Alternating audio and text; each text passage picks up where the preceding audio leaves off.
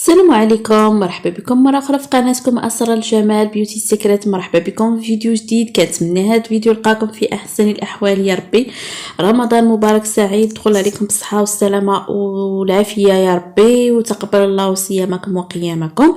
فيديو جديد إن شاء الله لكل سيدة أو لكل بنت كتعاني من الآثار ديال الشمس في البشرة ديالها، أو لا كتعاني من حب الشباب، أو لا كتعاني من المسامات كتكون عندها مفتوحه، او لا كتعاني من بحال دوك لي تراس اللي كيكونوا عندها في هذا في البشره ديالها، او اثار الحب ديال الشباب في البشره ديالها. اليوم غادي نشارك معكم واحد الوصفه زوينه بزاف اللي الصراحه كتصفي البشره يعني من جميع المشاكل اللي كتعاني منها. كترد البشره نقيه بيض بلاره.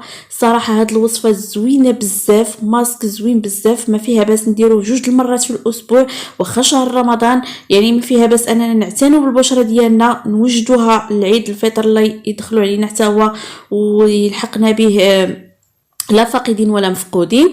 كما كتشوفوا هاد الوصفه هذه زوينه بزاف. ماسك فيه 3 ديال المكونات فقط ب3 ديال الدراهم، يعني ماسك لي صراحه عند تجربه وعند تجربه بزاف ديال الاخوات، يعني مجربينه وصراحه كيعطي واحد ليفي زوين من اول استعمال. مجرد ما كتحيديه كتشوفي ليفي ديالو، كيبيض البشره، كيصفي البشره، كينقي البشره. بطبيعه الحال اي ماسك ضروري كنديروا على بشره نقيه، يعني بعد ما كنديروا واحد الكوماج للبشره ديالنا، واحد التنظيف للبشره ديالنا عميق، عاد كنديروا الماسك، ومن بعد ما كنحيدوا الماسك كنديروا كريم ايدغاطون للبشره، يعني كيكون مناسب. هذا الماسك هذا فيه 3 المكونات. فيه واحد المكون اساسي ورئيسي غني بالبروتين اللي غادي تعرفوه في المكونات اللي غادي نشاركها معكم دابا. قبل ما نبداو هذا الفيديو ما تنساونيش من اللايكات ديالكم وتعليقكم اللي كتشجعني دائما، واي تساؤلات مرحبا بكم. والناس اللي انضموا معنا جداد في القناه سواء كانوا بنات او الاولاد، ما تنساوش الضغط على زر الاشتراك واللايكات عفوا اللي تفعل الفيديو ديالنا وكتخلي يوصل اكبر عدد من المشاهده. وما تنساوش تفعيل الجرس باش توصلكم اي فيديو نزل جديد على شكل نوتيفيكاسيون. بالنسبه للمكونات، هنا غادي نحتاجو 3 ديال المكونات. عندي نسكافيه، تقدروا تستعملوا هذا النسكافيه او لا ساشيه ديال درهم راه كافيه، ما كاين حتى شي مشكل. انا عندي متوفره هذه. هنا غادي نستعمل فرماجه، وغادي نستعمل الصفر بيضه، يعني غناخذ منها الصفر وغادي نخلي البياض ما كنلوحوش، كنستعملوا بزاف ديال الحوايج. غادي نشارك معكم ماسكات زوينه بزاف. البياض ديال البيض والبياض ديال البيض اكثر ليفي ديالو او لا اكثر الاستعمالات ديالو هي في الماسكات اللي كيحارب التجاعيد، يعني وكيمص الدهون اللي كتكون في البشره كيف ما معروف على البيض. بالنسبه لي هنايا غادي كما كتشوفوا في الفيديو غادي ناخذ الصفر ديال البيض فقط، يعني وغادي نحاول ان داك البياض نخليه على جنب بالطريقه هذه، يعني نصفي داك الصفر مزيان من داك البياض، يعني ما نخليش البياض لاصق في الصفر. كما كتشوفوا كنحاولوا اننا نصفوا ونستقطروه مزيان حتى كنحصلوا على ديك الكويره الصفراء كتكون صافيه من البياض ديالها. صافي هنايا وغادي نعزلو بوحدو، وغادي نخلي البياض ديال البيض. بالنسبه للبياض ديال البيض كما قلت لكم ما تلوحوش لان عنده استعمالات عديده سواء في المطبخ ديالك او لا غادي نشارك معكم ماسكات خاصه بالبياض ديال البيض، او لا تقدري تطبقيه غير البياض بوحدو على الوجه والرقبه، راه كيمص دوك الدهون اللي كيكونوا في الوجه. راه ليفي ديالو زوين بزاف هذاك البياض، يعني كيحيد داك الدهنيات كاملين اللي عندك في وجهك. بالنسبه لهنايا الصفار ديال البيض غادي نهضروا شويه على الفوائد ديالو. عنده فوائد عديده ومتعدده على البشره.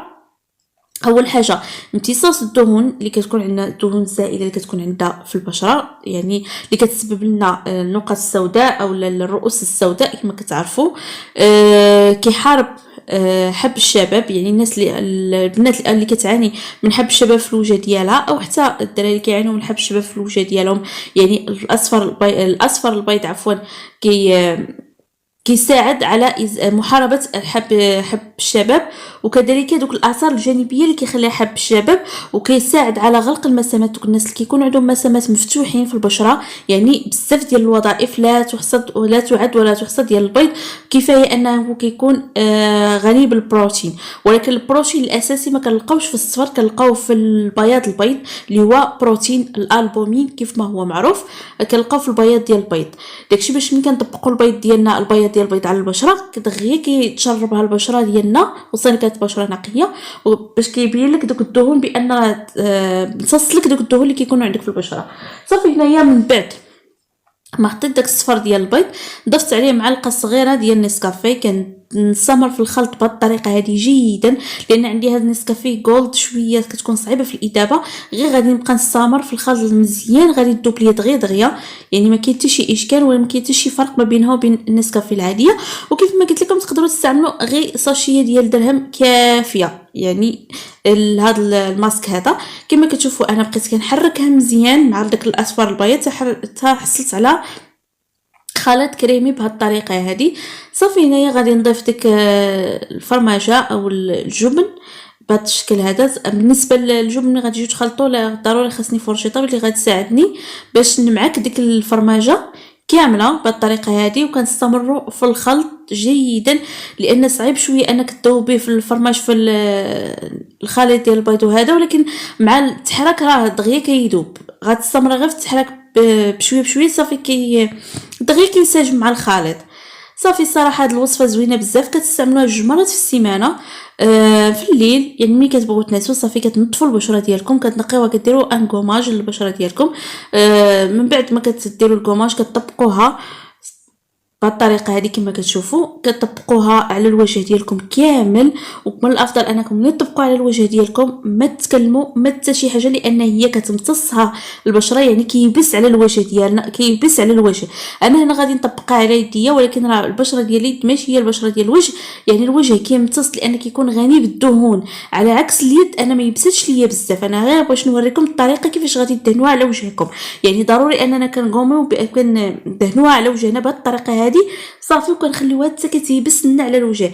كيبان لك ان ملي كتبغي تتكلمي ما كتقديش تتكلمي، كيبان لك بحال داك بحال ان وجهك مزير او لا، هذه يعني ان داك الدهون مصص هذاك المكون البيض اللي عندنا في هذا الماسك هذا.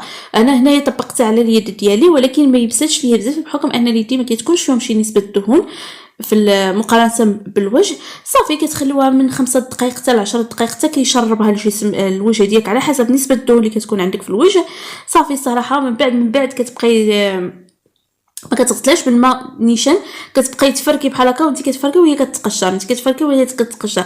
ملي كتشوفي في المرايه كتلقاي واحد لافي زوين بزاف، واحد البياض ناصع على البنات، راه غتصدمي من النتيجه من اول استعمال. ثقي وتاكدي انك غتصدمي من النتيجه من اول استعمال. وانت كتقشري فيها في الوجه ديالك بهذه الطريقه هذه، كتحاولي تحيديها وانت في نفس الوقت كتشوفي البياض اللي كتحصلي عليه والصفاء اللي كتحصلي عليه.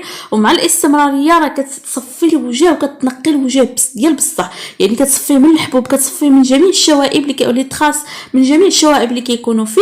وما تنساونيش الا عجبتكم هاد الوصفه هذه ما تنساونيش من اللايكات ديالكم وتعليقاتكم، لان كتشجعني بزاف الصراحه. التعليقات ديالكم كتجيني تعليقات ديالكم زوينه. وما تنساوش الاشتراك في القناه وتشتركوا وتفعلوا الجرس باش يوصلكم اي فيديو جديد على شكل نوتيفيكاسيون. واي تساؤلات مرحبا بكم في التعاليق. الى اللقاء في فيديو اخر ان شاء الله، ورمضان مبارك سعيد.